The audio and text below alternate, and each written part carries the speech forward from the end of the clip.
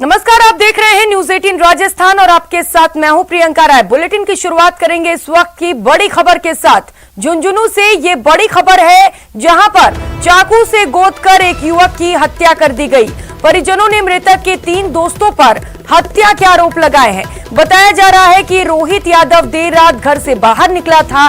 इस दौरान कुछ लोगों ने उसकी कहासुनी हो गई, जिसके बाद रोहित को चाकुओं से गोद दिया गया। उसे गंभीर हालत में बुहाना के अस्पताल ले जाया गया, जहां उसकी मौत हो गई। परिजनों ने गांव के ही 3 युवकों पर हत्या के आरोप लगाए हैं। आदमी तो बोल 4-5 सेकंड बोलना, आज नाम 3 ही बताया। एक तो कर्मवीर बतायो, एक आशीष और एक प्रदीप। कोई रंजिश थी पहले से हुई? ना जी किਵੇਂ रंजिश थी ना, काल भी परसी भी नॉर्मल हो गया था शायद, मोटरसाइकिल बेच के। तो गांव के हैं कि आपकी? हाँ, सगड़े मारा गाँव का। वो गया था 9 बजे घर से पोसिंदर, और हमारे को फिर सूचना मिली 10:30 बजे के आसपास। अब पोसिंदर को कोई मार रहा है उधर। हम भाग दौड़ के गए उसके पास। फिर वो रास्ते में आ रहा था। फिर घर पे आया, फिर हमने पूछा तो कौन किसने मारे तेरे को? तो 5-6 आदमी थे, 5 से 6 साथ आ रहा। इस वक्त हमारे साथ सहयोगी इम्तियाज भाटी ज्यादा जानकारी के साथ जुड़ चुके हैं। इम्तियाज, क्या कुछ अपडेट मामले पर? के पचेरी थाना इलाके का गांव है नीलोट। यहाँ पर एक रात को युवक की हत्या की गई है और अब उसके जो परिजन है वो आरोपियों को गिरफ्तार करने की लगातार मांग कर रहे हैं। उसके जो दोस्त थे उन्होंने उसको हत्या को अंजाम दिया है।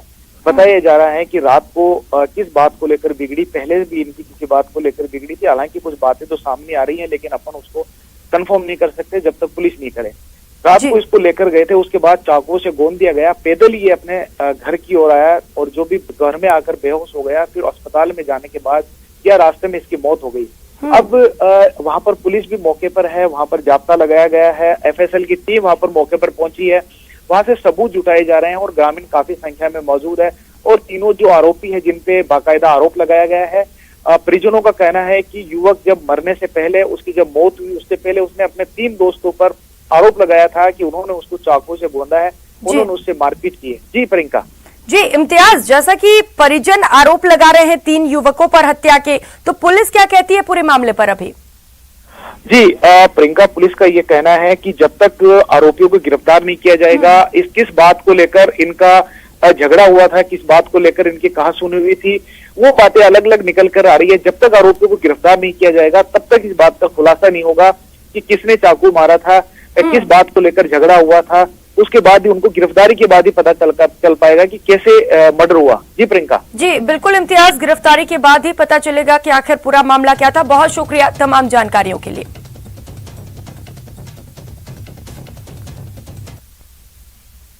अगली खबर का रुख करेंगे। पाली जिले के मेघवालों की ढाणी में एक बाड़े में रखे चारे में अचानक आग लग गई। देखते ही देखते आग ने विकराल रूप ले लिया और पूरे चारे को अपनी चपेट में ले लिया। आग विकराल होते देख लोगों ने पानी के टैंकर लाकर आग पर काबू पाने की कोशिश की, लेकिन उनकी कोशिश नाकाम रही। बाद में पहुंचे फायर ब्रिगेड ने 5 घंटे की कड़ी मशक्कत के बाद आग पर काबू पाया। तब तक करीब 30 ट्रॉली चारा जलकर राख हो गया था।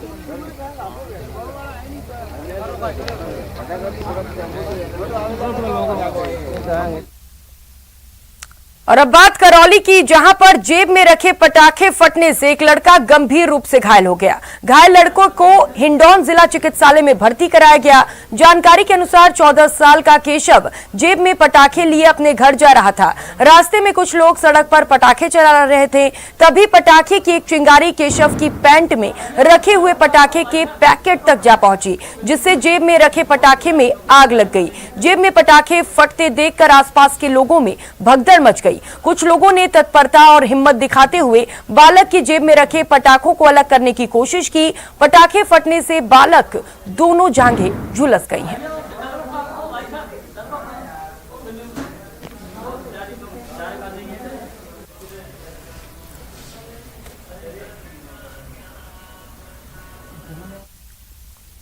आगे बढ़ेंगे। डूंगरपुर में कुछ बदमाशों ने गुजरात रोडवेज की एक बस पर पथराव किया। घटना कोतवाली थाना के कांकर दरा के गांव की है। पथराव में यात्री को मामूली चोट आई है। पथराव से बस चालक और खलासी घबरा गए और बस को लेकर विंजा पुलिस चौकी पहुंच गए, जिसके बाद पुलिस सुरक्षा के साथ बस को रवाना किया गया।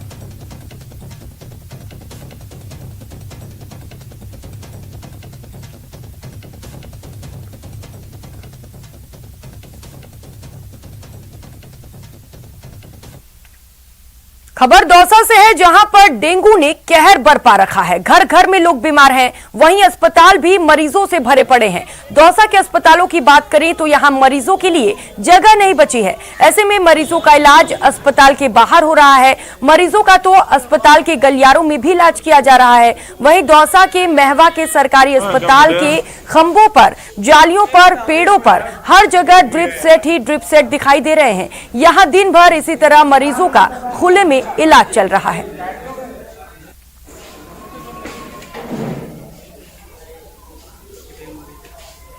इस वक्त चूंकि मौसमी बीमारियां हैं और इस वजह से सभी जो हमारी चिकित्सा संस्थान हैं उनमें आउटडोर और इंडोर दोनों बढ़ रहे हैं और जो पेशेंट्स हैं वो बहुत ज़्यादा संख्या में आ रहे हैं।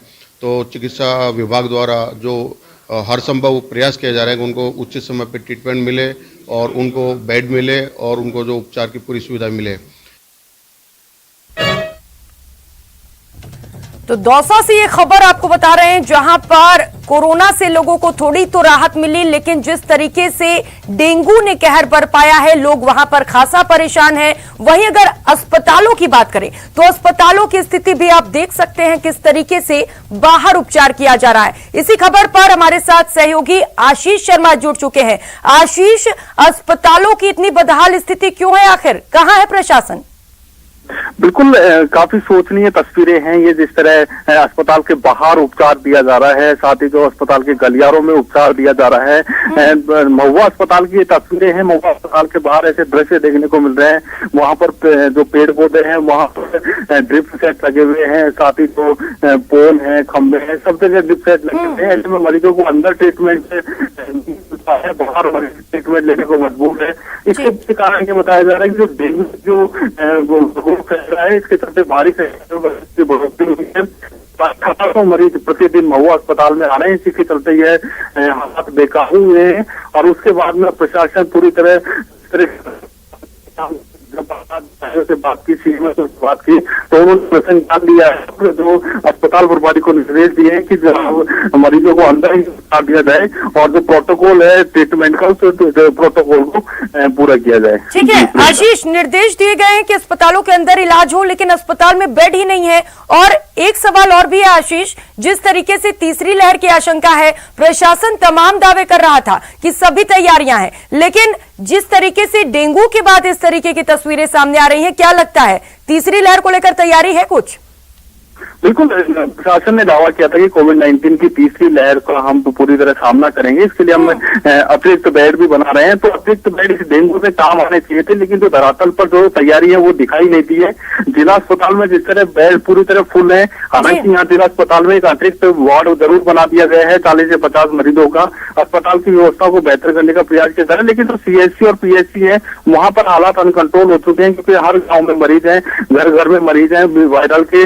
और दौसा की बात करें तो 204 डेंगू के मरीज पॉजिटिव सामने आ चुके हैं, जो एक बड़ा आंकड़ा है। और पिछले कई सालों का रिकॉर्ड टूटा है और पिछले साल से तो करीब 4 गुना ज्यादा डेंगू के मरीज आए हैं। और डेंगू के अलावा आशीष, डेंगू के मरीजों से ही अस्पताल पट गए हैं। ऐसे में अगर तीसरी लहर आती है तो जाने क्या होगा। बहुत शुक्रिया तमाम जानकारियों के लिए। उपचुनाव के नतीजों ने कांग्रेस और बीजेपी को सियासी चुनौतियों के संकेत दे दिए हैं। कहा जा रहा है कि 2023 के रण में दोनों राष्ट्रीय दलों को आरएलपी बीटीपी से कड़ी टक्कर मिलने जा रही है। एक रिपोर्ट देखिए।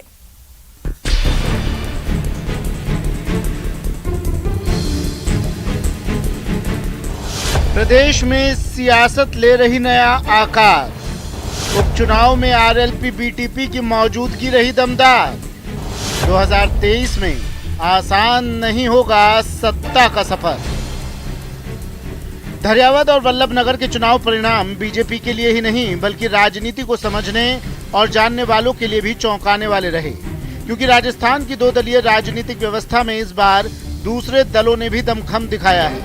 नतीजे बेशक कांग्रेस के पक्ष में रहे, लेकिन सच यही है कि प्रदेश में राष्ट्रीय लोकतांत्रिक पार्टी यानी आरएलपी और भारतीय ट्राइबल पार्टी जैसे दलों का दायरा जितनी तेजी से बढ़ रहा है, उससे भविष्य में कांग्रेस और बीजेपी दोनों को बड़ी चुनौती दे सकते हैं।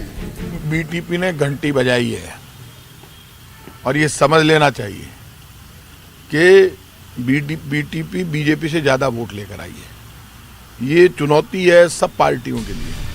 वल्लभनगर सीट पर बीजेपी चौथे तो धैर्यवत सीट पर तीसरे स्थान पर सिमट गई है। वल्लभनगर सीट पर राष्ट्रीय लोकतांत्रिक पार्टी के उम्मीदवार उदयलाल डांगी दूसरे नंबर पर रहे, जबकि धैर्यवत सीट पर भारतीय ट्राइबल पार्टी समर्थित प्रत्याशी थावरचंद से कांग्रेस के नगराज मीणा का मुकाबला रहा है। खास बात ये कि राष्ट्रीय लोकतांत्रिक पार्टी की स्थापना महज 3 साल पहले हुई है। चुनाव के नतीजे इस बात की ओर इंगित करते हैं कि प्रदेश में भारतीय जनता पार्टी पिछले 3 साल से विपक्ष की भूमिका निभाने में बिल्कुल असफल रही है। यहाँ राष्ट्रीय लोकतांत्रिक पार्टी 3 साल से विपक्ष की भूमिका निभा रही है और इसके नतीजे इस बात की ओर इशारा करते हैं कि प्रदेश में आने वाले समय में जो क्षेत्रीय दल हैं उनका वर्चस्व बढ़ेगा। शिकस्त भले ही बीजेपी के हाथ लगी हो, लेकिन क्षेत्रीय दलों के बढ़ते वर्चस्व से बीजेपी और कांग्रेस दोनों ही राष्ट्रीय दलों को आगाह होने की जरूरत है। भविष्य में ये दल दोनों ही दलों के लिए बड़ी चुनौती पेश कर सकते हैं। न्यूज़ 18 राजस्थान के लिए जयपुर से दिनेश शर्मा की रिपोर्ट। इंद्र के मान मर्दन के साथ शुरू हुई गोवर्धन पूजा की धूम प्रदेश भर में जमकर रहती है। सालों पुरानी परंपरा होने के बाद भी उसी उत्साह और उमंग के साथ लोग गोवर्धन पूजा करते हैं। इसे कई जगहों पर अन्नकूट, बलि पूजा और मार्गपाली के नाम से भी जाना जाता है। कोटा में भी लोग परंपरा पूर्वक गोवर्धन पूजा कर रहे हैं।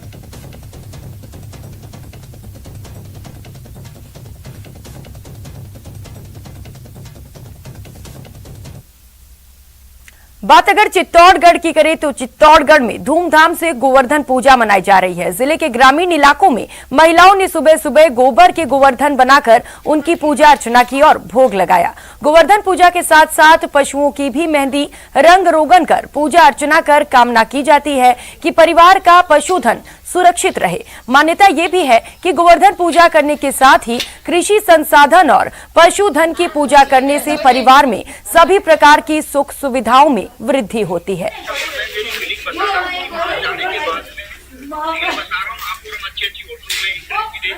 गोवर्धन पूजा इसलिए की जाती है क्योंकि उनको इंद्र देव के बहुत घमंड था अपने ऊपर, क्योंकि वो बारिश के देवता थे।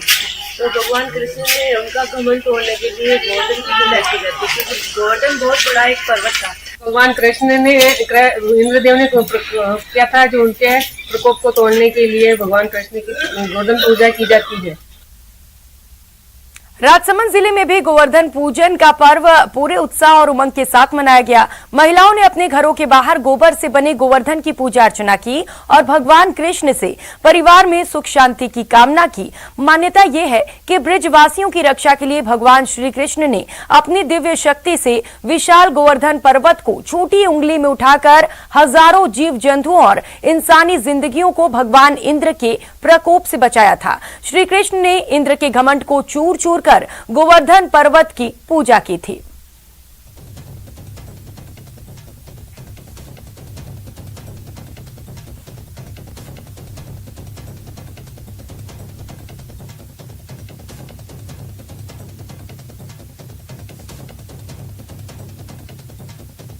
आज का दिन हमारे लिए बहुत ही महत्वपूर्ण होता है। ये दिवस जो होता है जन्माष्टमी से भी महत्वपूर्ण माना जाता है।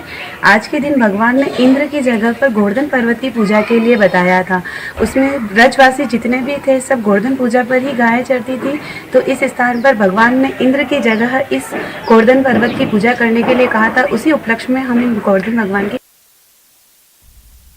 गोवर्धन पूजा का पर्व छोटी काशी कहे जाने वाली बूंदी में भी पूरे हर्षोल्लास के साथ मनाया गया। इस मौके पर महिलाओं ने गोबर का गोवर्धन बनाकर उसकी दही, दूध, पुए, पापड़ी सहित विभिन्न पकवानों से पूजा अर्चना की। इसके बाद गोवर्धन की 5 परिक्रमा कर अपने घर परिवार में सुख समृद्धि की कामना की।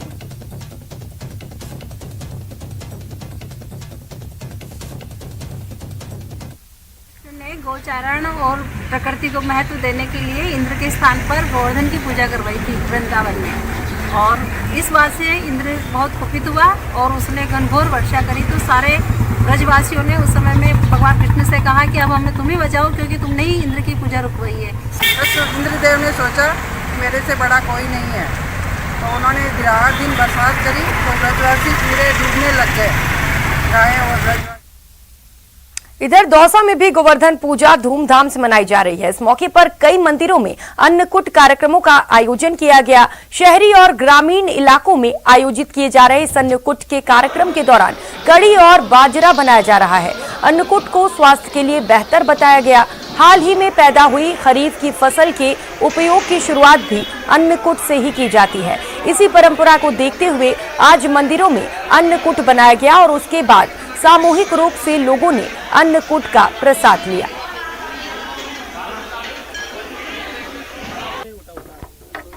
आज के दिन हमारे गांव में ये परंपरा बहुत सालों से चल रही है और सभी के सहयोग से, पूरे गांव के सहयोग से ये परंपरा चालू है और सुबह से ही अन्नकूट का त्यौहार मना रहे हैं। कड़ी और बाजरा। गायों को उत्सव का निमंत्रण देने की बात शायद ही आपने कभी सुनी हो, लेकिन नाथद्वारा में आयोजित होने वाले गोवर्धन पूजा पर ऐसा होता है। तभी पूरी दुनिया से कृष्ण भक्त गोवर्धन पूजा देखने नाथद्वारा पहुंचते हैं।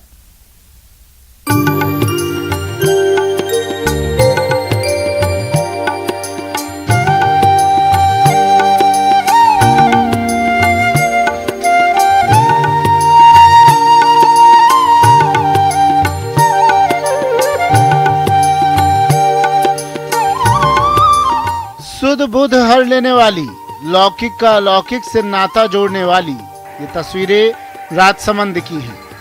वैसे तो बाल गोपाल के देश में गौ माता की पूजा का विशेष महत्व है, इतना कि गायों को चलती फिरती देवालय तक कहा गया है।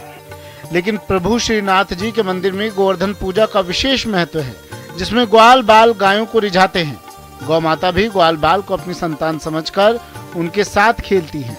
सैकड़ों लोगों की भीड़ के बीच होने वाले इस खेल में आज तक किसी को चोट नहीं लगी। जी हाँ, माना जाता है कि गौ माता सभी लोगों को संतान समझकर उनके साथ खेलती हैं, उन पर अपना आशीर्वाद बरसाती है। मंदिर के महाराज विशाल बाबा के मुताबिक जन्माष्टमी से भी बढ़कर गोवर्धन पूजा का महत्व है। जन्माष्टमी के दिन तो प्रभु का जन्म हुआ था, परंतु हम ये नहीं जानते थे कि हमारे प्रभु कौन है। हम ब्रजभक्त अन्याश्रय कर रहे थे, जो पुष्टि मार्ग में सबसे बड़ा दोष है। प्रभु ने स्वयं अपने मुख से आज्ञा कर हमें बतलाया कि आपको किसकी उपासना करनी है। हमें इंद्र को नहीं, गोवर्धन को भजना है। दीपावली के दिन शाम को प्रभु श्रीनाथ जी की गौशाला से गायों को श्रीनाथ जी मंदिर लाया जाता है। यहाँ तिलकायत परिवार गौ माता के कान में अगले दिन होने वाले गोवर्धन पूजा में आने का न्योता देते हैं। दीपावली के दिन गाय मंदिर में आती है, वहाँ पर तिलकायत परिवार द्वारा उन्हें कान जगई की रस्म अदा कर दूसरे दिन गोवर्धन पूजा हेतु आमंत्रित किया जाता है। दूसरे दिन गाय गौशाला से सज धज कर खेलती हुई मंदिर में आती है, वहाँ पर गोवर्धन पूजा व गायों की पूजा तिलकायत परिवार द्वारा विधि विधान से की जाती है। अगले दिन प्रभु को गोवर्धन पूजा के चौक में स्थापित किया जाता है। उनके सामने गायों के खुर से गोवर्धन को कुचला जाता है। इसके पहले मंदिर के महाराज तिलकायत गोवर्धन की पूजा अर्चना करते हैं। यहाँ लाने से पहले गायों को खूब सजाया संवारा जाता है। करीब 10 दिन पहले गौशाला में तैयारियां की जाती हैं। गायों को नहला धुलाकर उन पर मेहंदी लगाकर विभिन्न आकृतियां उकेरी जाती हैं। उनके सींग को रंगकर उन पर मोर पंख लगाए जाते हैं। गले और पैरों में घुंघरू बांधे जाते हैं। गोवर्धन पूजा के बाद गायों को फिर गौशाला भेज दिया जाता है। और गोवर्धन पूजा के दिन को उससे पूर्व कान जगाई की जो रस्म है, उस दिन भी गाय पधारती है प्रभु के सम्मुख और महाराज श्री गाय के कान में गोवर्धन पूजा के लिए उनको आमंत्रित करते हैं कि आप कल पधारना। तो इस तरह से एक ये परंपरा है और गोवर्धन पूजा के दिन गौ माता सभी अपने पूरे साजो श्रृंगार के साथ वो ठाकुर जी के सम्मुख पधारती है। ग्वाल बाल के साथ गायों की अठखेलियों को देखने के लिए देश भर से श्रद्धालु नाथद्वारा पहुंचते हैं। इस धार्मिक आयोजन का वैज्ञानिक महत्व भी है। गायों को दौड़ने और खेलने से उनमें रक्त का संचार बढ़ता है। इससे उनकी दूध देने की क्षमता भी बढ़ती है। वल्लभ संप्रदाय में गोवर्धन पूजा का विशेष महत्व है। और बात अगर वल्लभ संप्रदाय की देश में प्रधान पीठ नाथद्वारा की जाए तो यहाँ गोवर्धन की छटा निराली होती है। न्यूज 18 राजस्थान के लिए राजसमंद से अल्केश सनाढे की रिपोर्ट। यहां रुकेंगे एक छोटे से ब्रेक के लिए, लौटेंगे फौरन।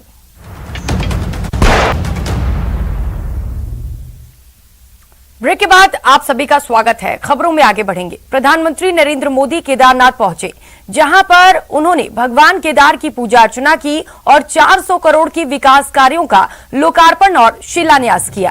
पीएम ने यहां विकास कार्यों का निरीक्षण भी किया।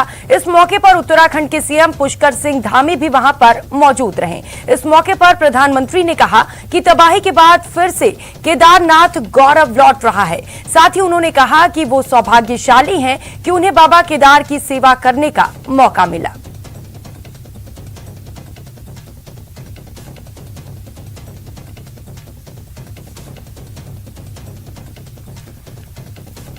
तो ये 6 तस्वीरें आपको टीवी स्क्रीन पर दिखा रहे हैं। प्रधानमंत्री नरेंद्र मोदी आज उत्तराखंड के दौरे पर हैं, जहां पर उन्होंने बाबा केदार के दर्शन किए। साथ ही उन्होंने ये भी कहा कि जिस तरीके से केदारनाथ धाम में तबाही आई थी, उसके बाद यहां पर विकास कार्य जोरों से चल रहा है। प्रगति पर यहां पर विकास कार्य है। इसके साथ ही उन्होंने ये भी कहा कि वे खुद को सौभाग्यशाली महसूस करते हैं कि बाबा केदारनाथ के सेवा का उनको मौका मिला है। और अलग अलग तस्वीरों के माध्यम से आपको दिखा रहे हैं कि प्रधानमंत्री नरेंद्र मोदी का उत्तराखंड का दौरा किस तरीके से रहा। पहली तस्वीर आपको गर्भगृह से दिखा रहे हैं, जहां पर पहुंचकर प्रधानमंत्री नरेंद्र मोदी ने पूजा अर्चना की। वहीं दूसरी तस्वीर केदारनाथ से है, जहां पर पीएम मोदी ने केदारनाथ धाम में पहुंचकर पूजा अर्चना की। तीसरी तस्वीर यहां पर उन्होंने आरती की, जबकि चौथी तस्वीर है जहां पर पहुंचकर उन्होंने प्रतिमा का अनावरण किया। तो पीएम ने यहां पर क्या कुछ विकास कार्य चल रहे हैं, इसको लेकर निरीक्षण भी किया, विकास कार्यों का जायजा भी लिया। तो ये तमाम अहम तस्वीरें आपको टीवी स्क्रीन पर दिखा रहे हैं प्रधानमंत्री नरेंद्र मोदी के उत्तराखंड दौरे की।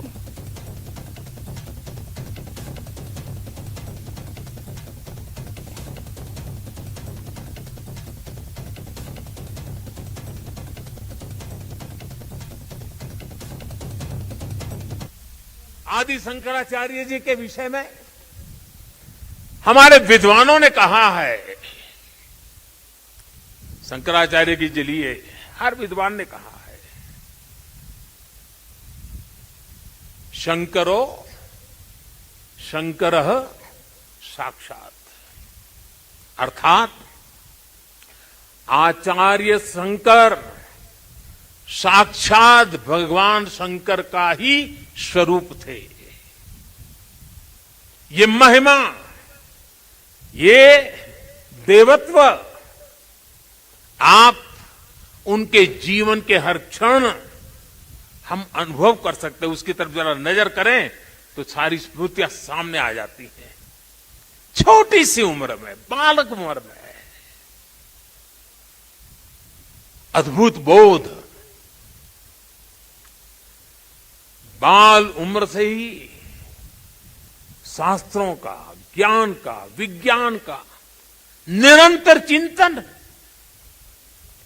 और जिस उम्र में एक साधारण मानवी साधारण रूप से संसार की बातों को थोड़ा देखना समझना शुरू करता है, थोड़ी जागृति का प्रारंभ होता है, उस